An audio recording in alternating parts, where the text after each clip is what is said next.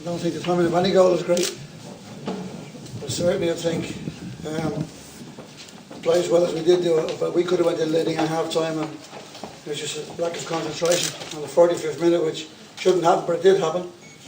But I felt even going in at half time that we were still in with a chance of the tie. I thought our shape was very, very good.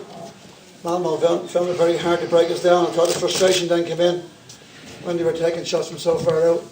I felt a couple of half chances. Maybe Mick could have got a header when he didn't realise there was no one near him.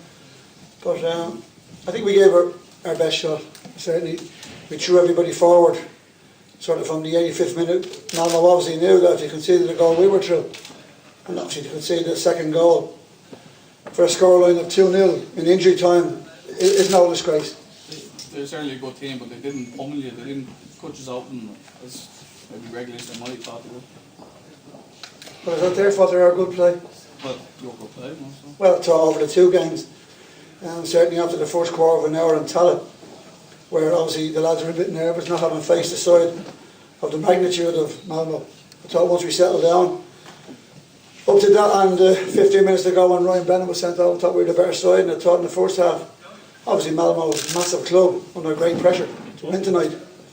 But for us to go to the 45th minute, 0-0 with the better chances, I felt confident the longer it went on, and we brought them into injury time with the hope of getting an equaliser, and I'm just so proud of the lads and the effort they gave today. I was going to say, you must be incredibly proud of both performances.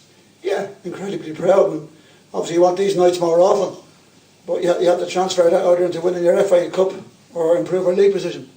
I think the lads know they've certainly raised the standard for themselves as individuals and collectively as a team, what they can do.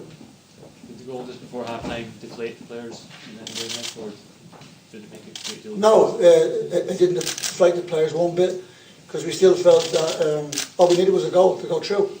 A score draw of any description, we would have went through. So certainly going in 1-down at half time didn't deflate anybody. We're just disappointed the way we gave away the goal. Maybe if we could have been a bit more cynical and stopped the boy cutting in from the wing. But in fairness, just so lack of concentration. And as I said, right up to the 92nd minute, we were still in with a chance of going through to the next round. So I don't think we could have given any more. And as I said previously, I thought our shape was very, very good, and Malmo found it hard to break us down. Would that shape serve you well in the league, do you think? Yeah, I don't know whether it would or not, let's be honest with you. And players were moved into different positions for the occasion. And whether I stay with that or not, I don't know. We have a few training sessions now before our next league game on Sunday. No, as I said, an incredible performance I thought to come and play a club the magnitude of Malmo and only lose in certainly a goal and injury time in the first half. And you know, it was always going to happen that we would give away a second goal, but at least we pushed them all the way to injury time in the game itself before they got the second one. You had terrific chances, Mick. In the first half, Declan O'Brien, McDaly had a header that he just sent off target, and Paul O'Connor was just denied a touch. It was there for you, goal. I think it was, and that's why I said going in at half time and goal down, there was nobody deflated, because we realised if we got one chance, and certainly hope I was hoping the referee might give us a penalty that time Gavin Brennan was brought down. But these are the breaks you hope for in football. And, you know, they got it before half time, but certainly there was nobody deflated. We still felt with a great opportunity of going through. All we needed was a goal. And certainly, as I said, it was the 92nd minute before Malmo clinched the tie. Alan, from your own perspective, the goal, as Mick says, they say it's not a good time to concede before half time, but in a way it was, because it broke Malmo's momentum.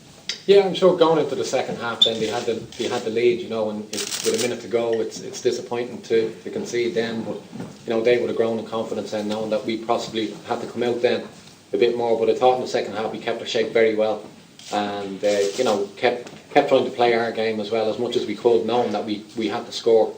And as Mick said, you know, with 5 minutes to go we had to go for it, and it's going to leave spaces at the back, and they broke and scored a second goal in the 93rd minute. So you know, we're disappointed to lose, but we can be proud of the performances we gave over the two games. It's been a while coming for you. Was it as good as you expected? Definitely, it's been a great experience to be involved in, you know, the whole build-up and everything, but to play in the two games as well, considering I was injured at the start of the season and hadn't been playing that much. It was a great experience and something that, you know, we'll strive to play in again next year. I must give the supporters and the league great pride to see how well you've done against a good team like that over both games. Yeah, you're hearing people saying that, you know, it's a tough draw that we got, and it possibly was the toughest draw we could have got to play Malmo, top of the Swedish league. So people are writing you off right from the start, but after last week's performance, you know, people probably changed their minds a little bit, and you know, we gave ourselves a chance going into the second leg, and we were well in the game. I thought throughout the 90 minutes, Malmo had great possession of the ball, a great technical side, but I thought on the break we might have caused them a couple of problems, and we had a few chances in the first half that, you know, if we get ahead, we've something to cling on to, and it changes the whole complexion of the game. So Still kind of heads held high going out. You know, the performance was very good. Didn't really create too many chances against us. yeah, that's right. As I said, the shape and the work rate was tremendous tonight. Over the 2 games, it was very good, and we have to bring that into our league performances. And you know, you asked about the formation. It's something that you can't possibly do against the teams in our league. But you know, the work rate, and you know, that comes in every game. You can give that, and we've a tough game on Sunday against UCD, so it's a different type of game. But it'll be, you know, we need to pick up 3 points there, and as I said, we want to get into Europe again next year, so we need to start winning games. How was the injury? It's I'm not too sure yet, but it was a twinge I felt, and I gave it a couple of minutes to run on, and it stiffened up pretty quick. So I think it's a groin, probably a twinge in the groin. So the physios will have a look, and we'll go from there.